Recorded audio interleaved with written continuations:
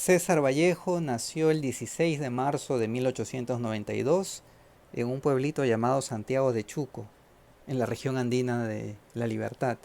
Les voy a leer un fragmento sobre el nacimiento de Vallejo, incluido en este libro, César Vallejo, una biografía literaria del británico Stephen M. Hart. El nacimiento de Corriscoso. Les voy a leer desde aquí. Fue en Santiago de Chuco donde el 16 de marzo de 1892 el ahora famoso poeta peruano César Abraham Vallejo nació, exactamente en la calle Colón, número 96, hoy calle César Vallejo. Fue el 12º hijo de Francisco de Paula Vallejo Benítez, 1840-1924, y María de los Santos Mendoza Gurrionero, 1850-1918, quienes se habían casado el 22 de junio de 1869. Aunque la fecha de nacimiento de César está basada en la hipótesis de André Coyné, parece ser una presunción razonable, incluso a pesar de una muy posterior sugerencia de que Vallejo había nacido el 7 de marzo de 1892. Ambos abuelos de César Vallejo fueron curas españoles, y ambas abuelas fueron indígenas de la región. Esto llevó a ciertas dificultades en la comunidad de ese tiempo. Como Osvaldo Vázquez Vallejo ha sugerido, el cura mercedario don José Rufo Vallejo llegó a Santiago de Chuco para hacerse cargo de la iglesia matriz, donde desarrolló una labor en conjunto con las hermandades que se encontraban plenamente reconocidas por la iglesia. Se sabe que hizo un llamado a la vecindad para que, unida con las hermandades, realice obras en bien de la iglesia, a favor de los pobres y de las viudas. Así conoció a su compañera Justa Benítez Rebasa. Más tarde nacieron sus hijos, y por tal motivo la señora fue mal vista por la ciudadanía, especialmente por las damas. Las familias rechazaron también al cura don José Rufo Vallejo, y no se acercaban a él para la confesión. Tal decisión afectó durante mucho tiempo al sacerdote.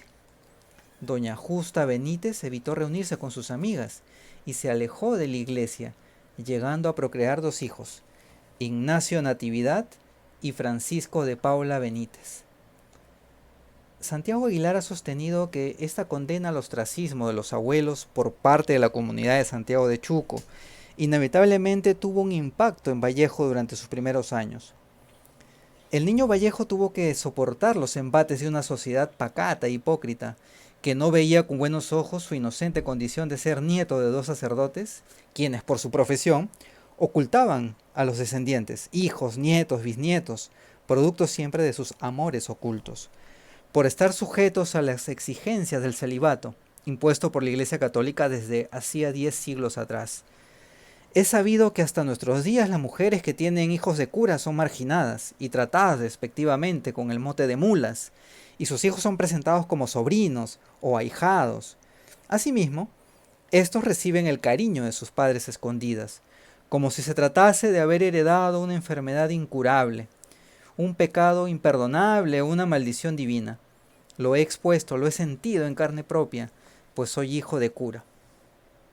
Un indicador de la condena al ostracismo de los padres de Vallejo en Santiago de Chuco es sugerido por el hecho de que fueron enterrados, algunos años después, su madre en 1918 y su padre en 1924, fuera de las murallas del cementerio local.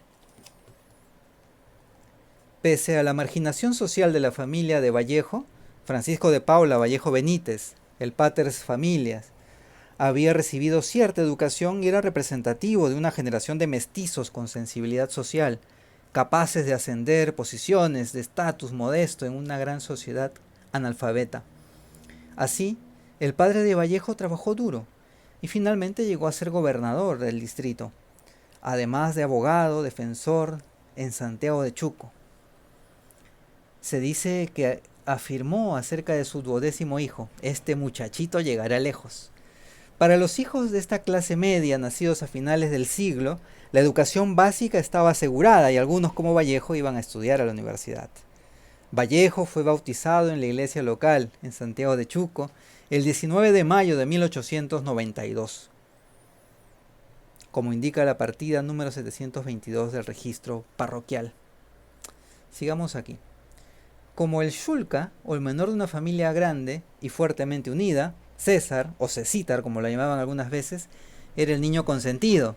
Así, por ejemplo, cuando tenía frío, su madre, para calentarlo, le chupaba los dedos de los pies.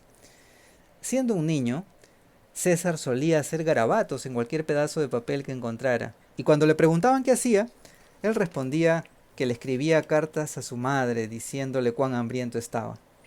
Como niño pequeño, una de sus tareas era ayudar a su madre a cocinar pan en la mañana, y con frecuencia, sin que su madre lo supiera, tomaba uno de los panecillos y lo escondía debajo de su almohada. Una vez, cuando su madre le preguntó cómo habían llegado los panecillos hasta debajo de su almohada, respondió: estaba soñando que comía pan amasado esta mañana. En Santiago de Chuco, el campanero del lugar era un anciano con cierto grado de ceguera, llamado Santiago Crevilleros Paredes, y el niño César lo veía caminar lentamente hacia el campanario a tocar para la oración vespertina.